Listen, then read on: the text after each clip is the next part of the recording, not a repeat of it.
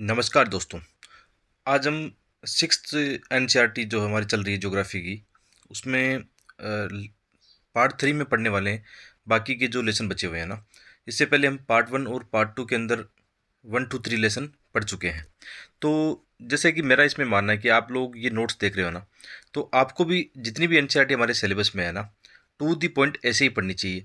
जैसे यदि मैं अपना अनुभव बताऊं तो सिक्स क्लास की जो एनसीईआरटी है ना, वो मतलब 2 घंटे से ज़्यादा की नहीं है। मतलब आप चाहो तो है ना, उसको सही यदि है ना क्वेश्चन के हिसाब से देखोगे, प्रीवियस ईयर के क्वेश्चन देखोगे इसमें, तो 2 घंटे से इसमें ज़्यादा नहीं लगने वाले हैं। और ये आप लोगों का भी अनुभव होगा कि आपने जब पढ़ा होगा इस एनसीईआरटी को, तो 2 घंटे की काफ़ी है। और यहाँ पे जैसे मैं पढ़ा रहा हूँ, तो जैसे मैंने भी इसको लगभग 1.5 घंटे में मैं पूरी छठी की एनसीईआरटी आपको पढ़ा रहा हूँ। तो आप मानो कि यहाँ तो मैं लेसन बना रहा हूँ और आपको समझा रहा हूँ, इसलिए टाइम लग रहा है ना। अदरवाइज जैसे आप लोग इस एनसीईआरटी को पढ़ते हो तो 1-1.5 घंटे से ज़्यादा की नहीं है। और ये देखो, आपने यदि एग्जाम के हिसाब से इसमें नोट्स बना लिए है ना, सिक्स्थ क्लास के एनसीईआरटी के मैंने यहाँ पे कितने पेज बनाए हैं देखो। इसमें तो मैंने काफ़ी डायग्राम वगैरह भी जोड़े हैं ना, 10 पेज की मात्र। तो मेरा यही मानना है दोस्तों, कि आप जो भी पढ़ते हो ना, कि जो भी एनसीईआरटी पढ़ते हो, जो भी अन्य चीज़ें पढ़ते हो ना, आपके अपने नोट्स होने चाहिए आपके पास, टू दी पॉइंट होनी चाहिए। जैसे इस क्लास के सिक्स क्लास की जो एनसीईआरटी, उसके 5 पेज के अंदर पूरे नोट्स आ सकते हैं। सेवन्थ के, एट्थ के ऐसे आ सकते हैं। थोड़ा 11th-12th वाले में 10 पेज आ जाएंगे या 15 पेज आ जाएंगे, ठीक है। तो मेरा ये मानना है कि आप अपने सिलेबस के अकॉर्डिंग टू दी पॉइंट अपने नोट्स अपने पास रखते हो ना, तो फिर आपकी एग्ज़ाम कोई नहीं रोक सकता। और बार बार ये करते हो कि आपके कई नोट्स ही नहीं है, बिखरे पड़े हैं, मतलब सही से आपने लोगों ने मैनेज नहीं किया है ना, तो इसका नुकसान आप लोगों को प्री और मेंस दोनों में होने वाला है। इसलिए मैं हमेशा ये कहता हूँ कि आप पढ़ो, सही से पढ़ो, सिलेबस के अकॉर्डिंग पढ़ो, और प्रीवियस ईयर के जो क्वेश्चन है उसको देख कर पढ़ो, ताकि आपका ना एक सभी जो ट्रेडिशनल हमारे टॉपिक है सिलेबस के, उनका आपके पास कंपाइलेशन हो। तो हमेशा आपके पास यदि ऐसा होता है तो आपको क्या करना पड़ता है, फिर उसमें करंट ऐड करना होता है। तो आपकी तैयारी अच्छी हो जाती है फिर, है ना। फिर रुकने वाला नहीं होता है। फिर प्री और मेंस एग्जाम कम से कम नहीं रुकता है। अब फिर इंटरव्यू तक आप जाते हो, आपका कैसा मतलब वहाँ पे अनुभव रहता है, कैसा आपका परफॉर्मेंस रहता है, तो फिर आपका फाइनल सिलेक्शन होता है। तो आप इन इन चीज़ों को समझ रहे होंगे। साथ साथ में एक बच्चे की तरह आपको बता रहा हूँ कि किस प्रकार, जैसे आप पहली बार तैयारी कर रहे हो ना, न्यू एस्पिरेंट हो, और सिक्स क्लास की एनसीईआरटी पढ़ना हो आपको, तो आपको पता नहीं होता किस तरीके से पढ़नी चाहिए। यदि आप ये लेसन देख रहे हो और ये नोट्स देख रहे हो ना, तो आपको बिल्कुल आइडिया लग जाएगा कि क्या छोड़ना है और क्या पढ़ना है। सबसे इम्पोर्टेंट यूपीएससी में यही है कि क्या पढ़ना है, क्या छोड़ना है। और आप बिल्कुल बेफिक्र रहिए, मैं सिक्स तो से लेकर 12th की जो ज्योग्राफी है ना, पूरी करवा दूंगा। और सिक्स से लेकर 12th की ज्योग्राफी नहीं, आपकी प्री मेंस में एक भी सिंगल टॉपिक ज्योग्राफी का नहीं बचेगा। ये मेरा प्रॉमिस है, क्योंकि पहले भी मैंने 2 प्रॉमिस किए थे। ऐसे राइटिंग ढंग से बताऊंगा, पूरे लेसन अच्छे से बनाएं। आगे भी हमेशा जारी रहेगा ऐसे राइटिंग, ऐसा नहीं कि आज टॉपिक खत्म हो गया। ऐसे राइटिंग हमेशा जारी रहेगा, ठीक है। जैसे प्री के एग्ज़ाम के बाद में और भी लेसन हम बहुत सारे ऐसे राइटिंग के बनाएंगे। और जैसे मेरा ये है कि जैसे मैं एग्ज़ाम दूंगा तो मैं हर 7 दिन से ऐसे लिखता हूँ, हर संडे को 2 ऐसे लिखता हूँ। तो मेरे अपने ऐसे जो है, मैं यहाँ पे शेयर करूँगा उनको, ठीक है। इसके अलावा जो इथिक्स का हमारे लेसन है ना, इथिक्स के इतने शानदार टू दी पॉइंट लेसन पढ़ चुके हैं। अब बहुत सारे दोस्तों का ये कमेंट है कि सर ये पर्याप्त है क्या। दोस्तों, मैं आपका नहीं बता सकता, लेकिन मेरे लिए पर्याप्त है। यही 110 पेज का मतलब इथिक्स पूरा पढ़ के, 5 दिन इथिक्स पढ़ के, मैं पहले भी कह रहा हूँ कि पहले भी मेरे 126 आए हैं और 105 भी आए हैं। आप जानते हो कि 105 यानी 100+ स्कोर इथिक्स में लाना कितना मुश्किल होता है ना। और वो भी हिंदी मीडियम में, तो ये रहता है कि हमारे मतलब जीएस का स्कोर भी कम रहता है, एवरेज यदि तुलना करें इंग्लिश मीडियम की तुलना में। तो मेरा ये स्कोर जब 105 इथिक्स में एक 2016 में है, 2019 में मेरा स्कोर 126 है। तो ये 110 पेज पढ़ के, पहले तो इतने भी नहीं थे मेरे पास, मतलब 50 पेज में मैंने नोट्स बना रखे थे। लेकिन पहली बार जैसे मैं पढ़ा रहा हूँ ना बच्चों को, तो पढ़ाने के दौरान मैंने कुछ चीज़ें उसमें वैल्यू ऐड की है ना। बहुत सारी चीज़ें टू दी पॉइंट उसके सिलेबस के अकॉर्डिंग मैंने बना दी है उसमें। तो ये 110 पेज में अपनी तो बहुत बोल सकता हूँ कि मेरे है ना, जब इथिक्स में मार्क्स आए, आप देखना मेरे नेक्स्ट अटेम्प्ट में जब मार्क्स आएंगे ना, इथिक्स में one of the highest marks होंगे। ये मेरा विश्वास बोल रहा है कि यार, जब पहले मेरे पास थोड़े नोट्स बिखरे हुए थे, सही से notes, to the point notes नहीं थे। लेकिन अब ये समझ में आ गया, इतने अनुभव के बाद ये समझ में आ गया कि दोस्तों, हमारे पास सिलेबस के अकॉर्डिंग, मतलब जो भी हमारा सिलेबस है उसके अकॉर्डिंग शॉर्ट रूप में सिलेबस के नोट्स हमारे पास होने चाहिए। सिंपल सी बात ये है कि प्रत्येक टॉपिक के टू दी पॉइंट आपके पास नोट्स है ना, तो आपका कॉन्फिडेंस इतना ज़्यादा होगा कि कोई भी पेपर कैसा भी घुमा के आए है ना, आपका सिलेबस पूरा पड़ा हुआ है, तो उस उन क्वेश्चन को आप हैंडल करना सीख जाओगे। और यही यूपीएससी की खासियत है कि कोई भी क्वेश्चन डायरेक्ट नहीं आएगा। क्वेश्चन आएगा आपके विवेक को चेक करने वाला, आपके बुद्धि को चेक करने वाला। इसलिए ये तो है नहीं कि हम जो सिलेबस पढ़ रहे हैं उनसे डायरेक्ट डायरेक्ट क्वेश्चन आने, डायरेक्ट नहीं आते हैं। क्वेश्चन आते हैं इनडायरेक्ट, घुमा के, करंट अफेयर से जोड़ के। तो ये एबिलिटी कब आएगी, जब आपके पास पूरा syllabus to the point notes आपके पास है ना, और उसको भी आपने 10-20 बार रिवाइज किया है ना, तो ही मतलब अच्छे नंबर लाने के चांसेस बढ़ते हैं। जैसे मैं अपना एग्जाम्पल दूँ, जैसे अभी मुझे निमन ऐसे पेपर पढ़ना हो, ठीक है, तो ऐसे पेपर पढ़ना मेरा अनुभव है कि मैं ऐसे पेपर पढ़ता नहीं हूँ, लिखता हूँ, ठीक है, आंसर राइटिंग करता हूँ। ऐसे में ये होता है कि आंसर राइटिंग करता हूँ। जब भी मेरा मेंस आता है तो मैं क्या करता हूँ, 4-5 कोई भी टेस्ट किसी कोचिंग के फ्री में मिलते हैं मुझे। आप जानते हो कि दृष्टि कोचिंग वाला जो अब एक प्रोग्राम चलाता है ना, जैसे प्री आपका निकलता है जिसका, वो फ्री में टेस्ट देते हैं 5, तो वो 5 टेस्ट लिखी अपने तो तैयारी हो गई ना। इसके अलावा प्रीवियस ईयर के जो पेपर है उनको घर पे बैठ के लिख लेते हैं, ठीक है, चेक किसी से नहीं करवाना, अपना चेक खुद करना है, खुद को पता चल जाता है कि आपके ऐसे की क्या डिमांड आपने पूरी की नहीं की, क्वेश्चन के हिसाब से आपने लिखा नहीं लिखा, ठीक है, एक तो ये हो गया। दूसरा जो आपका, जैसे मेरे पास इथिक्स है, तो इथिक्स पढ़ने में मुझे कितना दिन लगेगा, मात्र 2 दिन, 1 दिन लगेगा, क्योंकि मेरे पास 110 पेज है। 1 दिन में पूरा इथिक्स क्या कर दूंगा, रिवाइज कर दूंगा। अब देखो, जैसे ही मैं अभी मेंस एग्जाम दूंगा अगले साल, ठीक है, तो उस एग्ज़ाम में देखो क्या सिंपल सी बात है कि मेरे पास ऐसे के लिए है, मैंने संडे को डेडिकेट कर दिया अलग से, कोई दिक्कत नहीं है। फिर मैं क्या करूँगा, इथिक्स 2 दिन में निपटा लूँगा, या एक दिन 2 दिन में निपटाऊँगा। और फिर इथिक्स के जितने भी प्रीवियस ईयर के पेपर हैं और कुछ मतलब मॉक टेस्ट देने हैं मुझे, तो वो दे लूँगा, ठीक है। तो मेरी तैयारी कितनी होगी, ऐसे राइटिंग का मतलब अलग से काउंट हो गया, इथिक्स का मैंने 1-2 दिन में पढ़ लिया। बाकी जैसे अभी अभी ज्योग्राफी चल रहा है, तो ऐसे करके मेरा क्या होगा, पूरा प्री और मेंस का सिलेबस है ना, टू दी पॉइंट हो जाएगा। और आप ये सोच रहे हो कि मैं मतलब आपको ये क्यों बता रहा हूँ, तो मेरा ये, आप जानते हो कि 4 बार मेंस लिखने का अनुभव, उसके बाद में ये समझ में आया कि यार मेरे पास भी, मैं कोई परफेक्ट नहीं था, मेरे पास भी बहुत सारे नोट्स नहीं थे। अब जाके समझ में आया कि नोट्स होने चाहिए यार, मतलब सभी नोट्स होने चाहिए। तो आप लोग ये डिमांड करते हो ना कि सर 1 2 3 के सबके नोट्स भेज दो, नोट्स मेरे पास सब बने हुए हैं, रफली बने हुए हैं। वो नोट्स किसी काम के नहीं, मैं यहाँ नहीं भेज सकता उनको, नहीं टेलीग्राम पे भेज सकता हूँ, नहीं समझ में आएगा वो। तो मैं कर क्या रहा हूँ अभी, तो मैं सभी नोट्सों को अपडेट कर रहा हूँ। जैसे मैंने इथिक्स के निबंध के नोट्स आप लोगों के साथ शेयर किए ना, ठीक है, उसी तरह जैसे अभी अपना ज्योग्राफी चल रहा है ना, ज्योग्राफी प्री और मेंस दोनों चलेगा अब। प्री में पूरा 6 से लेकर 12 तक एनसीईआरटी होगी, मैपिंग होगी, और मेंस के अंदर जो हमारा टू दी पॉइंट सिलेबस है ना, वो होगा, ठीक है। आप चिंता मत कीजिए, मुझे टाइम लग सकता है, लेकिन आने वाले समय में 3 4 5 महीने में देखना आप पूरा आपका जीएस के चारों पेपर, ठीक है, जितनी भी एनसीईआरटी है, जीएस के चारों पेपर, जितनी भी एनसीईआरटी, ऐसी राइटिंग, पाँचों के पाँचों पेपर हमारे इस यूट्यूब पर आप लोगों के लिए फ्री में होंगे। और ये मैं आप लोगों के ऊपर कोई एहसान नहीं कर रहा हूँ दोस्तों, मुझे भी अटेम्प्ट देना है, मुझे भी मोटिवेट रहना है, और मुझे भी जैसे अपनी इंटरव्यू की तैयारी जो है वो साथ साथ करनी है ना, तो मैं आप लोगों से जुड़ा रहता हूँ। अब जैसे मैं यहाँ पे बोल रहा हूँ तो मेरी इंटरव्यू की अच्छी तैयारी हो रही है, मेरा कम्युनिकेशन स्किल जो है उसमें सुधार आ रहा है। तो मैं किसी पे एहसान नहीं कर रहा हूँ, ठीक है।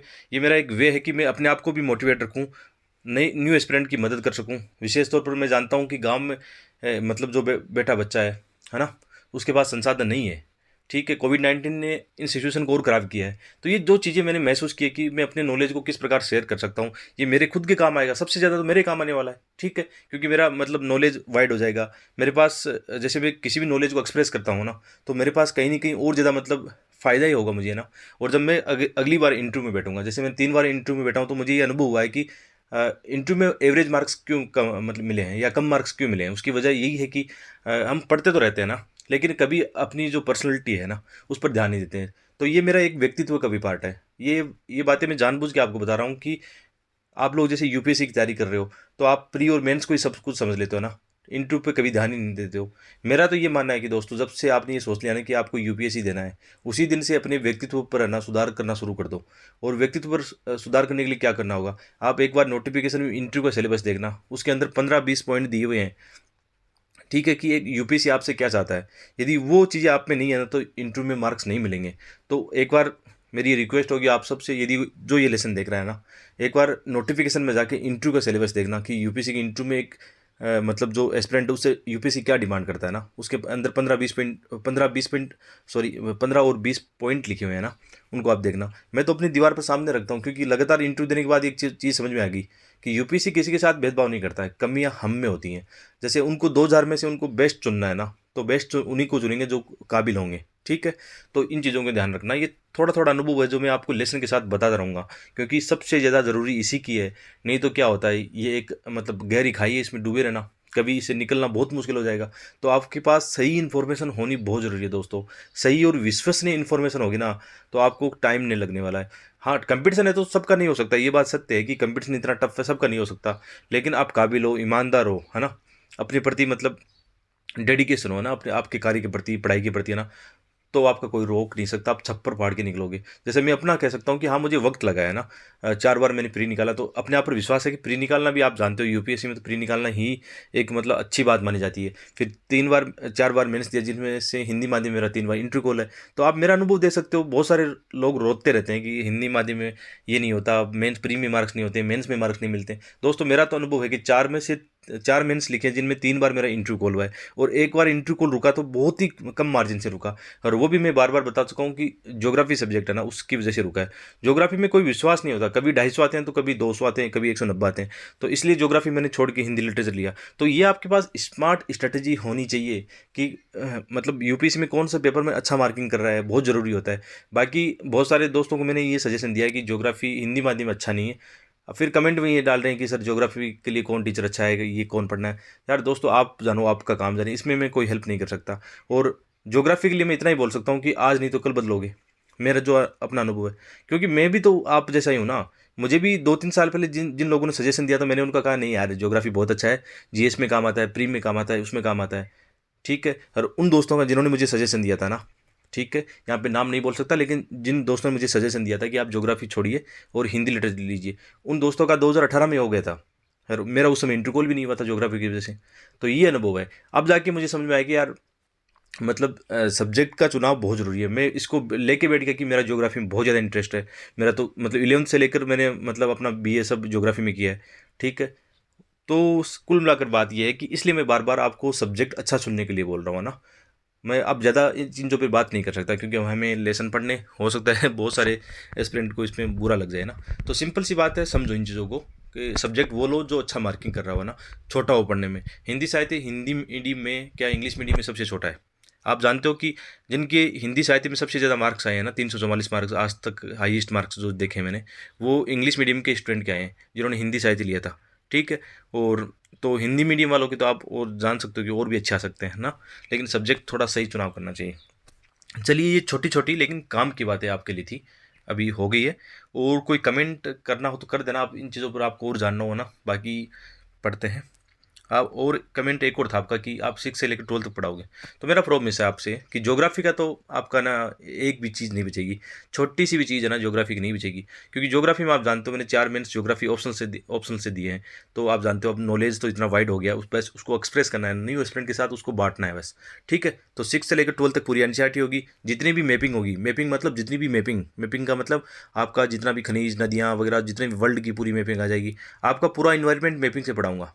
इन्वायरमेंट मतलब बहुत से लोग ऐसे पढ़ाते हैं कि किताबों से वो तो पढ़ना ही पढ़ना है। ठीक है, आपको कहीं अच्छा मिल जाए रिसोर्सेज है ना, वो तो पढ़ना ही पढ़ना है। बाकी मैं मैपिंग से पढ़ाऊंगा। ठीक है। मैपिंग से कैसे पढ़ाऊंगा? आपके जितने भी नेशनल पार्क्स हो गए, टाइगर रिजर्व हो गए, नई करंट में कोई इन्वायरमेंट की साइड चर्चा में रही है, सबको हम मैपिंग से पढ़ेंगे। इसके साथ में थोड़े दिनों में लेके आऊँगा मैपिंग सीरीज। ठीक है। बहुत ही काम किए। तो चलिए शुरू करते हैं। इसमें लेसन 1 2 3 हम पहले लेसन 2 लेसन में कर चुके हैं। और इसकी पीडीएफ फाइल जो है टेलीग्राम पे मैं शेयर करता हूँ। तो बार बार ये कमेंट मत कीजिए कि सर इसकी पीडीएफ दीजिए। पीडीएफ आपको पता है कहाँ मिलेगी। जो वास्तव में ये लेसन पूरे देखता है ना, तो उनको तो पता रहता है। अब कुछ लोग होते हैं जो ऊपर से इसका मतलब शुरू में देखते हैं, उनको लगता है ठीक ठाक है, चलो इसकी पीडीएफ ले लेते हैं। उनकी पीडीएफ क्या काम की है फिर? पीडीएफ तो फिर आपको हर कहीं से मिल जाएगी, या एनसीईआरटी किताब तो आपके पास भी है। लेकिन आप ये देखो ना, सामने वाले का अनुभव कैसा है। सामने वाला इन लेसन के बीच में आपको नॉलेज कैसे देता है ना, सबसे इंपॉर्टेंट वो चीज़ है। और ये मैं मेरी वादा आप लोगों से ना, आप यदि कहीं भी पढ़ते हो ऐसा करते हो ना, तो आपको जैसे कहीं मतलब 15 महीने लग रहे हैं ना, आप मेरे साथ कोई जुड़ा हुआ है, मेरे साथ जो पढ़ रहा है ना, उसकी गारंटी है 1 साल के अंदर पूरा सिलेबस ही खत्म हो जाएगा। 1 साल लगने वाला नहीं है, 8-9 महीने में सिलेबस होता है। और दोस्तों, विश्वास करना इस बात पर होता है। जैसे मैंने करवाया आप लोगों के साथ, मैंने तो करके दिखाया ना कि भाई मैंने आपको निबंध आसानी से पढ़ा दिया। एथिक्स के मैंने 20-21 लेसन बना दिए हैं ना, पूरे लेसन हो गए हैं। अपने केस स्टडी भी हो गई है वैसे। एक लेसन आप लोगों की डिमांड थी केस स्टडी और बताना है, तो मैं बताऊंगा, कोई दिक्कत नहीं है उसमें। तो अपना लेसन हुआ है ना। अब जैसे इथिक्स के वो 110 पेज है, आप 2 दिन में पढ़ के काम कर सकते हो अपना। ठीक है। आपका इथिक्स का पूरा सिलेबस हो गया 2 दिन में, तो कैसे नहीं होता? इसके लिए ये है कि 2-2 महीने तक पढ़ना है। या मतलब कोई टीचर फेमस है तो उनसे पढ़ना है, 2-2 महीने तक वहाँ क्लास लगेगी इथिक्स में। नंबर कितने आएंगे वो देखो ना फिर। सिंपल सी बात तो ये है ना। अब जैसे आप 2-2 महीने अपना टाइम खराब करके कहीं कोचिंग में पढ़ते हो या वीडियो देखते हो, चलो 2-2 महीने खराब करके, यार यूपीएससी की ये डिमांड नहीं है। यूपीएससी ने ये कभी नहीं कहा कि आप इतना वाइड पढ़ो। यूपीएससी तो ये कहता है कि टू दी पॉइंट पढ़ो, कम पढ़ो, ज़्यादा याद रहेगा। ठीक है, नोटिफिकेशन साफ साफ ये चीज़ें लिखी होती है कि मतलब ज़्यादा पढ़ने के उससे कोई फ़ायदा नहीं है। मतलब साफ साफ लिखा होता है कि आप ज़्यादा कुछ चीज़ें लिखते हो, कोई क्वेश्चन की डिमांड है 150 वर्ड में है ना, आप उसमें 200 वर्ड लिख रहे हो, तो उस नुकसान आपका होने वाला है कि उसमें क्वेश्चन छूटने वाले होते हैं। तो ये चिंता की बात नहीं है। जब क्वेश्चन 150 वर्ड में, 200 वर्ड में क्वेश्चन आ रहे हैं, तो आपके पास यदि 100 वर्ड में कोई नोट्स बने हुए ना, तो आप में ये एबिलिटी होनी चाहिए कि उसको कैसे लिखना है, कैसे प्रेजेंट करना है। ठीक है, तो इसमें 1 to 3 लेसन हो चुके हैं। और जो फोर्थ लेसन है वो इसमें किसी काम का नहीं है, उसमें मानचित्र वाला है। बिल्कुल पढ़ना भी मत। जब आप ये एनसीईआरटी पढ़ते हो तो फोर्थ लेसन इसका छोड़ सकते हो, 5वां लेसन हम पढ़ते हैं। तो इसमें है पृथ्वी के परिमंडल की बात करेंगे, मेजर डोमेन्स ऑफ दी अर्थ। ठीक है, परिमंडल यानी इसके अंदर देखो बच्चों की तरह बताया गया, इसके अंदर महाद्वीप, महासागर, इनके बारे में बताया गया है। इसमें छोटी सी बात तो ये है, जैसे इसमें आप जानते हो कि हमारे ये महाद्वीप हो गए ना, महाद्वीपों के बारे में बताया गया, इसमें महासागरों के बारे में बताया। इसमें देखो करने का क्या है, इसमें छोटी छोटी जो मैपिंग आ गई ना, आपका काम यहीं से शुरू हो गया कि मैपिंग को नहीं छोड़ना है। ठीक है, जैसे हम एग्जांपल लेते हैं कि यहाँ पे एंडीज पर्वतमाला दिखा रखा है ना, आपका ये काम है एंडीज को जानो। यहाँ पे अमेजन नदी दिखा रखी है, ठीक है, रॉकी पर्वत दिखा रखा है। तो आप ये छोटी छोटी मैपिंग है ना, आप करना शुरू कर दो। और एक है ना वर्ल्ड, जो ये विश्व का जो मैप है ना, इसकी प्रैक्टिस कर लो, क्योंकि मेंस की एग्जाम में विश्व का मैप बहुत ज़्यादा काम आएगा। आप इसको प्रेजेंट करके इसमें अपने आइडियाज़ डाल सकते हो, जहाँ पे भी आपको मौका मिलता है ना, वहाँ पे आइडियाज़ डाल सकते हो। कैसे डालोगे, जैसे आपका ये मैप है, इस साल आपको पता है एक लो इस्क वाला क्वेश्चन आया था। ठीक है, कि वो क्वेश्चन आया था कि आजकल ये प्रवृत्ति बढ़ रही है कि लो इस्क जो इंडस्ट्री है, इस्पात इंडस्ट्री जो है ना, वो अपने स्थान पर मतलब कच्चे माल के स्थान की बजाय कहाँ जा रही है, बंदरगाहों की तरफ शिफ्ट हो रही है। तो जैसे ये मैप आपके पास हुआ, जैसे मैं क्या करता हूँ, ऐसे ज्योग्राफी काम आती है। जैसे मैंने क्या करना है कि वर्ल्ड का मैप बनाया, बहुत आसान होता है। देखो मैं तो यहाँ पर फास्टली बना सकता हूँ, हालांकि मतलब मुझे लगते हैं इसमें 8 से 10 सेकंड लगते हैं। 8 से 10 सेकंड में इतना अच्छा वैलिडेशन हो सकता है। चलो ऐसा करके बना सकते हैं हम। ठीक है, ऐसा करके आराम से बना दूंगा मैं। मैंने पहले भी आपको लोगों बना के दिखाया है। तो चलो यहाँ पे मैप मैप है हमारे पास, तो ये मैप हमारे पास है। चलो ठीक है, आपने मैप बनाया। अब मैं क्या दिखाऊंगा, जिसमें एक तो यहाँ पे इंडिया वाला विशाखापट्टनम वाला दिखाऊंगा, एक जापान वाला दिखाऊंगा कि जापान में ऐसी प्रवृत्ति दिखी जा रही है, एक इंग्लैंड वाला एग्जाम्पल दूंगा, एक यहाँ पे अपलेशन और अपलेशन से मतलब जो महान जिले हैं वहाँ का एग्जाम्पल दूंगा। तो मेरे पास उस क्वेश्चन में कितने मेरे पास एग्जाम्पल है, अमेरिका वाला एग्जाम्पल है, यूके वाला एग्जाम्पल है, भारत वाला विशाखापट्टनम एग्जाम्पल है, और मतलब यूके क्या जापान वाला एग्जाम्पल है। तो अब ये देखो ना, ये यहाँ इंपॉर्टेंट होती है। विश्व का कोई भी मैप आए ना, मतलब क्वेश्चन आए, तो उसके अंदर आपको मैपिंग करके उसमें वो चीज़ प्रेजेंट कर देनी है। जैसे आईआर की बात करते हैं, ठीक है, आईआर में अक्सर आप देखते हो एक क्वेश्चन भारत चीन रिलेशन को लेकर आता रहता है, अक्सर देखता है कि भारत चीन। तो मैं क्या करूँगा, ये मैप बनाऊंगा, ठीक है, भारत चीन वाले में। ठीक है, अब जैसे मुझे इसमें ये दिखाना हो कि इसमें सीपीएस ही दिखा रहा हूँ, सीपीएस मतलब चाइना पाकिस्तान जो इकोनॉमिक कॉरिडोर है वो दिखाऊंगा, यहाँ से जो भी है ग्वादर करके ये दिखा दूंगा। ठीक है, आप जानते हो कि चाइना की स्ट्रिंग ऑफ पल्स रहती है, तो इनको मैं अलग अलग उसके दीपों के माध्यम से जोड़ के उसको दिखाऊंगा, ग्वादर तक इसको जोड़ दूंगा। ठीक है, कहने का मतलब क्या है, जहाँ पे भी आपको अपॉर्चुनिटी लगे ना, मेंस के एग्जाम में जहाँ पे भी अपॉर्चुनिटी दिखे कि मुझे विश्व का मैप बना के इसमें मेरी बात कहनी, चाहे वो आईआर हो, चाहे आपका मतलब इंटरनल सिक्योरिटी का कोई मामला हो, चाहे आपको लगे कि विश्व के कोई मैप का मामला हो, या विश्व की कोई भी कृषि पैटर्न वगैरह कुछ भी आए, विश्व का मैप बनाने की आदत डाल लो, इंडिया का मैप बनाने की आदत डाल लो, क्योंकि मेंस में से क्वेश्चन आएंगे जहाँ पे हमें इंडिया का मैप चाहिए। ठीक है, तो इसमें जब आप एनसीईआरटी पढ़ोगे, अपने सामने रखोगे, इस इन लेसन के साथ ये कर सकते हो कि मेरे साथ साथ आप एनसीईआरटी अपनी खत्म कर सकते हो। आपका नॉलेज बढ़ने वाला है, फ़ायदा ही मिलने वाला है आपको ना। तो ये मैप जैसे है, तो इसमें क्या करना है, आपको अपनी मैपिंग करनी है। अभी हमने बात कर ली, आपका इंडिज पर्वत हो गया, रॉकी हो गया, प्लेसन पर्वत हो गया। ठीक है, इसके अलावा यहाँ पे अफ्रीका में ड्रैगनबर्ग वृक्ष हो गया, और यहाँ पे सारा मरुस्थल है आपका, और ये एटलस पर्वत है। दोस्तों इस छोटे छोटे क्वेश्चन आए हैं यूपीएससी की 2013 प्री के अंदर, ये क्वेश्चन आया है एटलस वाला, कि एटलस पर्वत कहाँ पे, किस दिशा में। लोकेशन बेस्ड क्वेश्चन आते हैं, उसमें आता है। तो एनसीईआरटी से मतलब पेपर अच्छा आता है आपका। इसके अलावा यहाँ पे तिब्बत और आपका हिमालय हो गया, और ये ऑस्ट्रेलिया के हो गया। तो आप इसको मैपिंग जरूर करना, मैं हिंट यहाँ पे ये दे रहा हूँ कि आप मैप जरूर करना। अब यहाँ पे इस लेसन में क्या बताया, 6th क्लास की एनसीईआरटी में ये तो बताया इसमें कितने महाद्वीप है, कितने महासागर है। तो ये तो आपके लिए आसान है, इस चैप्टर को पढ़ने में 5 मिनट लगेंगे आपको, और ये मतलब इसमें कोई बड़ी बात नहीं होती है, सिंपल सी बात है। ठीक है, इसके अलावा इसमें बताया गया जीवमंडल क्या है। तो जीवमंडल वाले में ऐसे क्वेश्चन बनाना कि जैसे ये हमारा स्थल मंडल है, ये वायुमंडल है, और जल मंडल है, जहाँ पर ये तीनों आपस में मिलते हैं ना दोस्तों, वही आपका क्या है, जीवमंडल है या जीवमंडल है। ठीक है, जैसे ये डायग्राम की, यदि ऐसे डायग्राम जरूर बनाने। इस डायग्राम की आप बात करोगे तो जैसे इसमें क्या हो सकता है कि जीवमंडल से तात्पर्य है कि यहाँ पे जीवमंडल नहीं है क्योंकि केवल वायु है। ठीक है, यहाँ पे केवल जल है तो जीवमंडल नहीं है। तो यहाँ पे क्या है, भूमंडल है, तो जीवमंडल नहीं हो सकता। तो जीवमंडल आपका कहाँ हो सकता है, जीवमंडल आपका वही हो सकता है जहाँ पर ये तीनों इंटरेक्ट करते हैं ना, भूमंडल, वायुमंडल और जलमंडल। थोड़ा सा आपको यदि डिस्टर्बेंस लग रहा हो, पीछे साउंड होता है ऐसा, जैसे हम खेतों में रहते हैं तो यहाँ पे ट्रैक्टर वगैरह रहते हैं, तो जब स्टार्ट होते हैं तो उनकी आवाज़ रहती है थोड़ी सी, इनके लिए मैं माफ़ी चाहता हूँ, क्योंकि यहाँ पे कोई स्टूडियो तो है नहीं यार, वैक्यूम वाला कोई अच्छा रूम है नहीं मेरे पास, इसके लिए तो आप माफ़ी कर सकते हो। ठीक है, आगे बढ़ते हैं।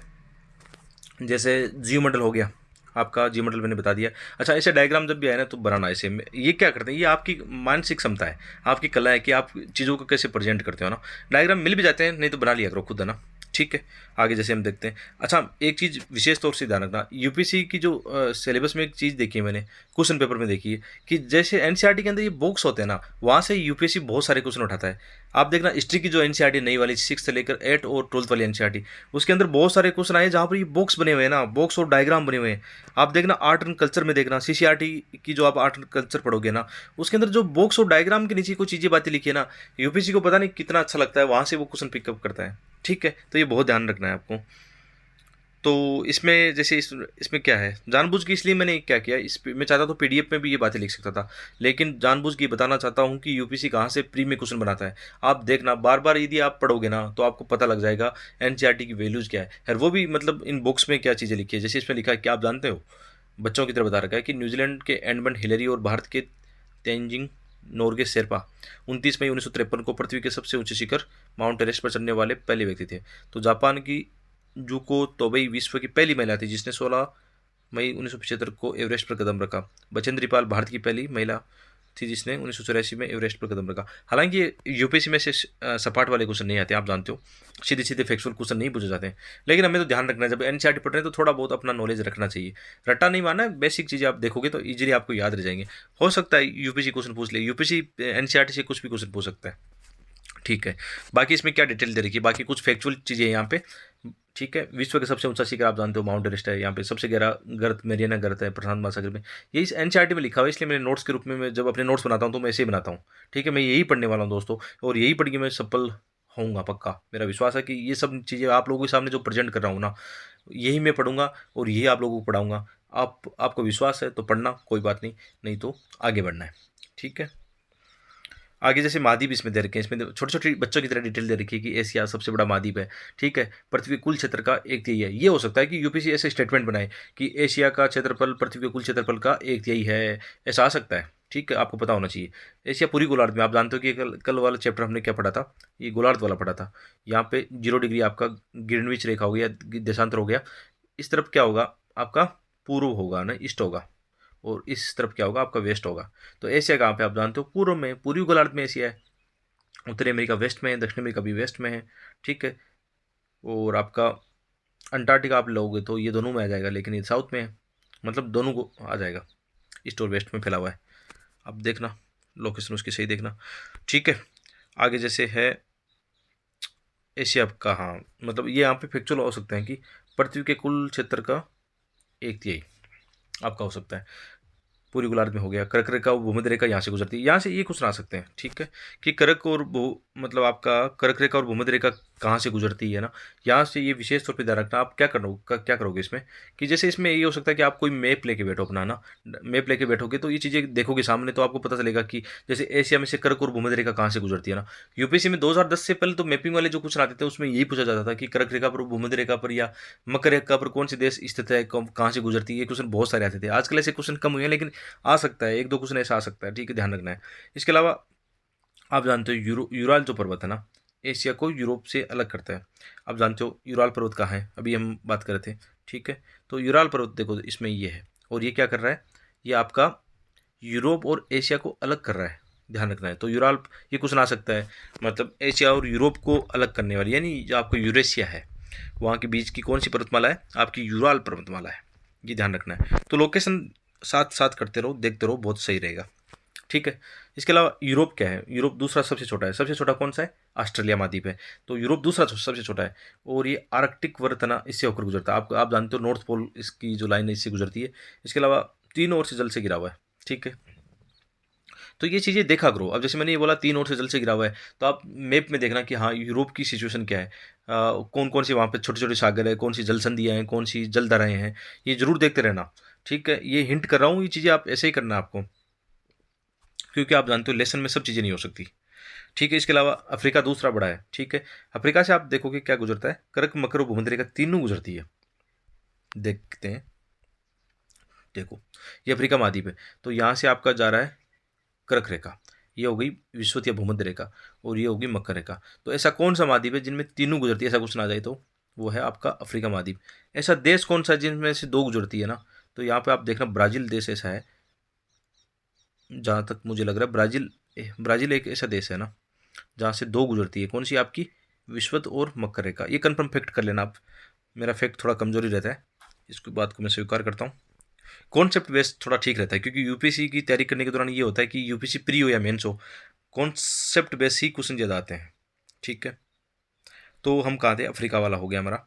तो ये चीज़ें देखते रहना कि अफ्रीका कर्क मकर कहाँ से गुजरा है, किन देशों से गुजरा। आप मैपिंग ये करोगे, ये बैठ के करोगे अपनी, जो मैं बार बार हिंट दे रहा हूँ ना, कि जैसे एशिया अफ्रीका जो है, इनकी जो भी कर्क मकर रेखा आप देखना, कौन सी कर्क रेखा कहाँ से गुजरती है, किन देशों से होकर गुजरती है, मकर रेखा पर कौन से देश स्थित है, कौन सी नदी उसको पार कर रही है, कौन सी मतलब झील वहाँ पे है, ठीक है। ये ध्यान रखना है, कौन सी कोई पहाड़ी, बड़ी पहाड़ी वहाँ पे कर्क रेखा मकर या विषुवत हो रहा है। इसके अलावा उत्तरी अमेरिका तीसरा बड़ा है, इसमें पनामा स्थल संधि से दक्षिण अमेरिका से जुड़ा हुआ है।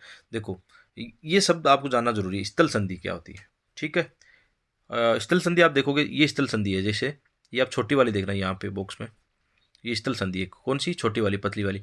स्थल संधि का मतलब क्या है, स्थल संधि का मतलब है दो वाटर बॉडीज को अलग कर रही है। कौन कौन सी को अलग कर रही है, आप देखोगे यहाँ पे, यहाँ पे अटलांटिक महासागर और प्रशांत महासागर को ये स्थल संधि अलग कर रही है, ठीक है। तो पनामा स्थल संधि है एक तरह से। तो स्थल संधि का आप परिभाषा क्या होगी आपकी, कि ऐसी मतलब एक द्वीपीय स्थिति है, आप ये बोल सकते हो ऐसा एक कॉरिडोर है द्वीपीय, जो दो वाटर बॉडीज को क्या करता है, अलग अलग करता है। यहाँ पे पनामा स्थल संधि किसको अलग करती है, आपका अटलांटिक महासागर और प्रशांत महासागर को जोड़ती, किनको है, दो महाद्वीप, बड़े महाद्वीपों को जोड़ती है। यानी पनामा जोड़ती है उत्तरी अमेरिका और दक्षिण अमेरिका को। लेकिन यहाँ पे आपका क्वेश्चन होगा, सर यहाँ तो हमने सुना था कि पनामा जल संधि हो गई आजकल। जी हाँ, यहाँ पे कर दिया क्या है, पनामा झील बना दिया है ना। आप जानते हो कि पनामा झील बनने के कारण क्या हुआ। अब देखो, हाँ चलो ये स्थल संधि तो रहेगी आप जानते हो, लेकिन ये तो इन्होंने क्या कर दिया, कृत्रिम झील, कृत्रिम एक रास्ता बना के, नहर बना के क्या कर दिया, अटलांटिक महासागर और प्रशांत महासागर को जोड़ दिया है। लेकिन ये जल संधि नेचुरल नहीं है, ये तो हमने बनाई है ना। तो ये हो गया आपका स्थल संधि। कभी कभी जल संधि आता है ना। स्थल संधि तो क्या हो गया, बड़े दो स्थल को जोड़ेगा, ये स्थल संधि है, मतलब ये दो स्थल को जोड़ रहा है, और दो महासागर जैसे यहाँ पे, इनको क्या कर रहा है, इनको अलग कर रहा है, ठीक है। यहाँ पे ओशियन ओशियन है ना, उनको अलग करेगा, मतलब इनको अलग करेगा और इनको क्या करेगा, जोड़ेगा, ठीक है। अब क्या करेगा, जल संधि क्या होती है, जैसे ये जल संधि है, यहाँ पे ये जल संधि है, तो ये क्या करेगी, दो वाटर बॉडीज को जोड़ेगी ना, जल वाले को जोड़ेगी, वाटर वाटर को जोड़ेगी, और स्थल को क्या करेगी, जैसे यहाँ पर स्थल है कुछ है ना, तो उनको अलग करेगी यार, इनको जोड़ेगी। तो जल संधि क्या करती है, आप समझ गए होंगे, जल संधि क्या करती है, दो वाटर बॉडीज को जोड़ती है, ठीक है, बड़ी वाटर बॉडीज को जोड़ती है, छोटी वाटर बॉडीज को जोड़ती है, और दो स्थल को अलग करती है। ये हो गया आपकी जल संधि। स्थल संधि क्या होती है, दो बड़े स्थलों को जोड़ती है और दो वाटर बॉडीज को अलग करती है। सिंपल सी परिभाषा है, ठीक है। तो अमेरिका, उत्तरी अमेरिका की हम बात कर रहे थे, कि उत्तरी अमेरिका क्या हो गया, तीसरा बड़ा पनामा स्थल संधि से दक्षिण दक्षिण अमेरिका से जुड़ा हुआ है, ठीक है। आगे देखते हैं दक्षिण अमेरिका। दक्षिण अमेरिका से क्या है कि विषुवत व मकर रेखा गुजरती है वहाँ से, और यहाँ पे एंडीज पर्वतमाला, आप जानते हो, लोकेशन देखना, विश्व की सबसे लंबी पर्वतमाला है। अमेजन बेसिन के अनुसार सबसे बड़ी नदी है। आप जानते हो सबसे लंबी नदी कौन सी है लंबाई के हिसाब से, है ना, ये तो हो गई आपकी नील। और आप ये तैयार रखो अपने नक्शे ना, नील नदी को आप यहाँ पे दर्शाओगे तो आप जानते हो नील नदी यहाँ से निकलती है ऐसे। थोड़ा सा नक्शा सही नहीं है, दोबारा बनाते हैं, ठीक है। आप ये नक्शे में प्रेजेंट करना अपना। तो यहाँ से नील जैसे निकलती है ना, नील यहाँ भूमध्य सागर में जाती है। नील आपको पता है दो मतलब उसमें मिलती है नील, ये नील नदी, आपको पता है कि नील नदी दो धाराओं से बनती है।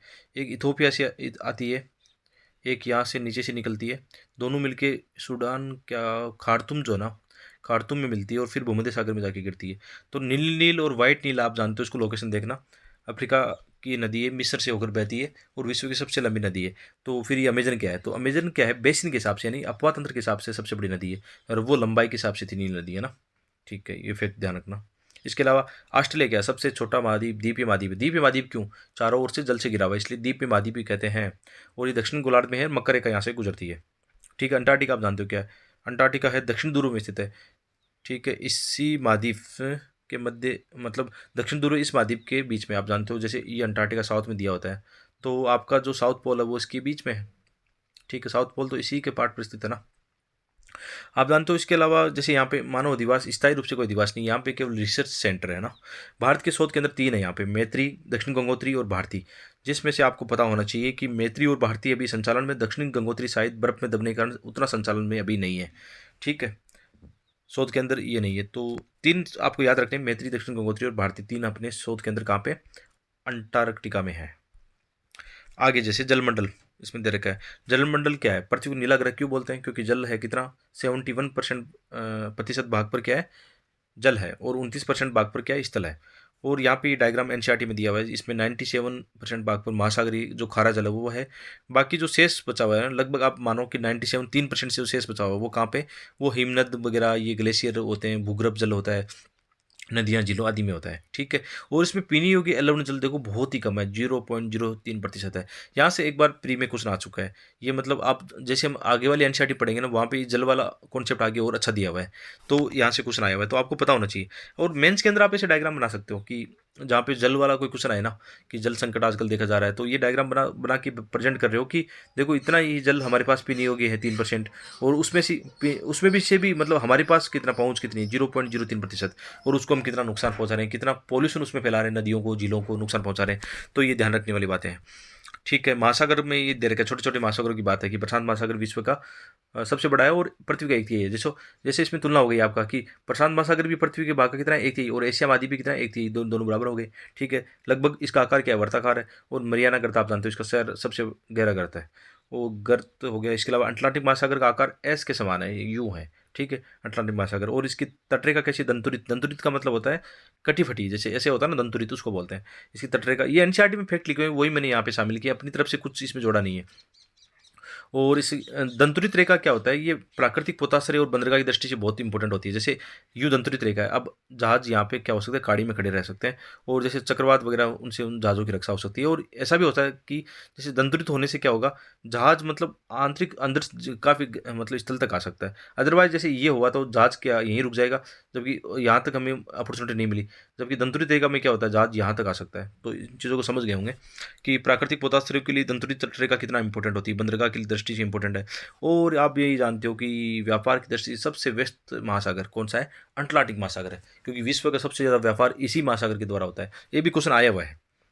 ठीक है, हिंद महासागर का नाम आप जानते हो, हिंदुस्तान के नाम से पड़ा है, और इसका आकार कैसा, त्रिभुजाकार है। ठीक है, हिंद महासागर त्रिभुजाकार है। दक्षिणी महासागर जो अंटार्कटिका के पास है, अंटार्कटिका महाद्वीप के चारों ओर फैला हुआ है। और आर्कटिक क्या है, उत्तरी ध्रुववर्त में स्थित बेरिंग जल संधि से प्रशांत महासागर से जुड़ा हुआ है। ये क्वेश्चन भी बेरिंग जल संधि वाला 2013 में कब या 8 में आया हुआ है। तो ये जितनी भी जल संधि है ना विश्व की, इनको थोड़ा देखना, कौन सी वाटर बॉडीज को जोड़ रही है, कौन सी महाद्वीपों को अलग कर रही है। तो देखो यहाँ पे बेरिंग जल संधि है, तो बेरिंग जल संधि आप देखना, जैसे ये आपका उत्तरी अमेरिका है ना, और ये रसिया वाला है आपका, एशिया है ना। तो बेरिंग जल संधि यहाँ पे है। ठीक है, बेरिंग जल संधि यहाँ पे। तो बेरिंग जल संधि किसको जोड़ रही है, प्रशांत महासागर और आर्कटिक महासागर जोड़ रही है। अलग किसको कर रही है, एशिया और कर रही है मतलब उत्तरी अमेरिका, या ये भी बोल सकते हो कि अलास्का को अलग कर रही है किसे, यहाँ पे रशिया का कौन सा पार्ट है उससे। ऐसा भी आपको ध्यान होना चाहिए। तो मैपिंग करनी चाहिए आपको, मैपिंग तो बहुत इंपॉर्टेंट है। और आप न्यू एस्पिरेंट हो तो आपको मैपिंग एक बार में अच्छी कर लेनी है, ताकि आगे आपको कभी परेशानी ना हो। तो ये हो गया आपका आर्कटिक हो गया। ठीक है, इसको पढ़ना भी ऐसे चाहिए, लॉजिकली पढ़ना चाहिए। अच्छा, यहाँ पे एक चीज़ और निकल के आती है, जैसे ये हमारी पृथ्वी है ना, और ये हमारा आर्कटिक है। ठीक है, और यहाँ पे हमारा है अंटार्कटिका।